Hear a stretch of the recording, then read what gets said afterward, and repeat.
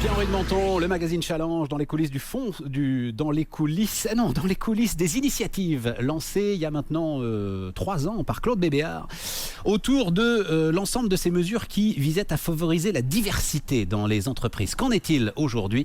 Le bilan dans Pierre-Henri de Menton.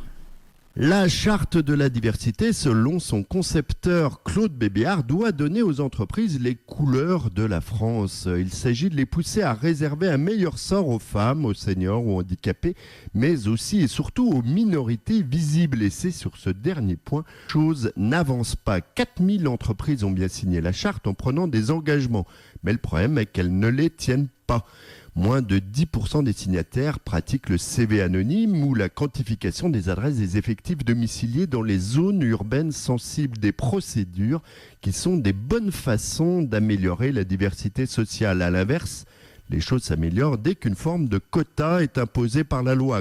Par exemple, pour les handicapés, de l'aveu même de Claude Bébéar, beaucoup d'entreprises signent sa charte pour se donner bonne conscience, pour se vanter de l'avoir fait.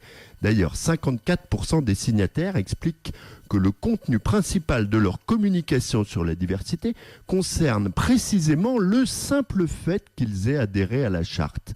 La diversité reste donc et surtout une affaire de com'. Mais ne soyons pas trop cyniques. Certaines entreprises se bougent. LVMH, par exemple, a réussi à mobiliser 200 de ses collaborateurs pour organiser des animations, y compris des défilés de mode à Montfermeil, au cœur du 9-3, le département symbole des minorités visibles.